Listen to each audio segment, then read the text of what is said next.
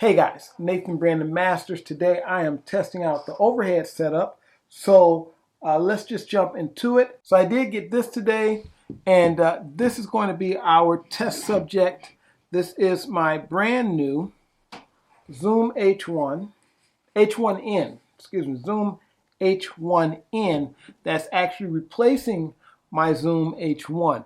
You guys know a while ago I had the Zoom H1, and we were filming Crisis Function 2 actually, and it was on the wall, it dropped, and the casing around the top broke. It still functioned, but this broke. It had a different version of this over there. This looks a lot more solid. This looks like it's a lot more protective, and it's still plastic. You know, it's still plastic, but it looks like it's got a little bit more, it's a little bit tougher. So I've already put the batteries in here. This does actually come with batteries, so that's nice. What I like about this, it's a little bit different from the original. It's got the record button and everything, but it's got all the buttons up here. So whatever you want to do, the buttons are right here. Let me see if I can get that up there where you can see it. So you have your audio, low cut, limiter, the auto level, your record button, of course. You've got your option button, and your play, stop, you know, all that good stuff. It's got fast forward and rewind, which is definitely useful. It's got a nice speaker right on the front. So everything is right here on the front now. And that's just better for production. It's anything, especially when you're running and gunning, you want to get out there, you want to shoot the stuff, and you don't want to fumble around. So this makes things a lot easier. Also, of course, wow, this thing is a fingerprint magnet. Of course, on the back here, you've got tripod mount, so you can just put this on any tripod that, or not tripod, but like any pole that you can screw this on. If you screw it onto a selfie stick, you can screw it onto a boom pole. Just screw this on there, and you've got an instant boom microphone. We've used these Zoom H1s all the time, you know, or the Zoom H1 I used all the time for that. Used it just that way. Screw it onto the pole and just hold it above the actor. These microphones have a great pickup pattern, and I mean, it just functions well. You just couldn't go wrong. All the movies we had good sound in, it was because we had this.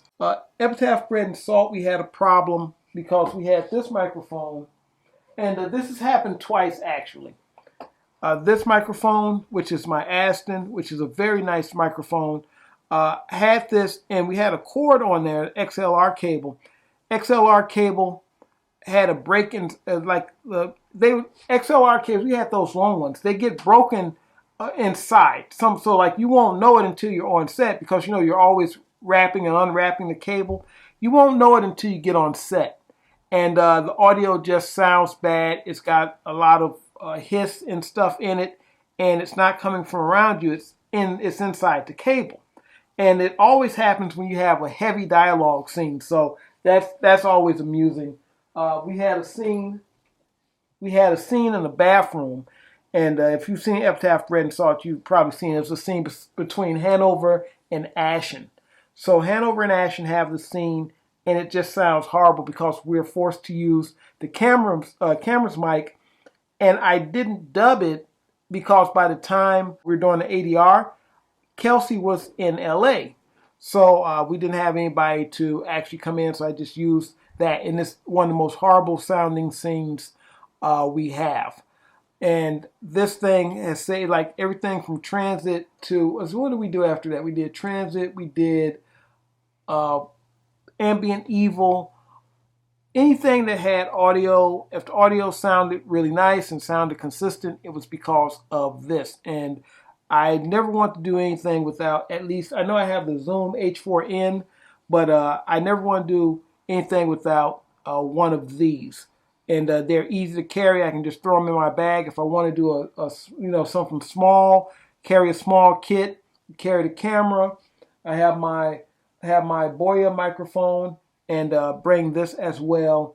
And you know, it's just a nice compact thing. So you turn it on the same way. It's on the side here. You hold this button down. I haven't programmed it yet, so it's still on the front screen here. You see it says English. It wants me to pick my language. And yeah, I mean, that's pretty much all there is to really say about it. You can use this, of course, as a microphone, but you can also plug another. Well, this is the. Oh, okay. I was about to say that. Okay, so that's your headphone jack. But you can plug another microphone in here. We did this on, no, not Ambient Evil, The Perfect Letter. There's a scene where my character is talking to his landlord, and the landlord, it's just a dead-on shot, a straight-on shot, and we had a lavalier under the actor's tie, and that lavalier was plugged into this. So that was Michael Schmidt. Michael Schmidt's one of the actors that pop up in my movies sometimes. And we placed the lavalier under the actor's tie and plugged it into this, and it worked flawlessly. So very nice. But I just wanted to show this off and really just wanted to test out this overhead. And other than that, guys, you take it easy. I'm going to play around with this a little bit and pack it away. And I'll check you guys later. Hasta. Don't look back, we're here to stay. A life we knew would come one day. And this is it, the borderline to where the future leaves us.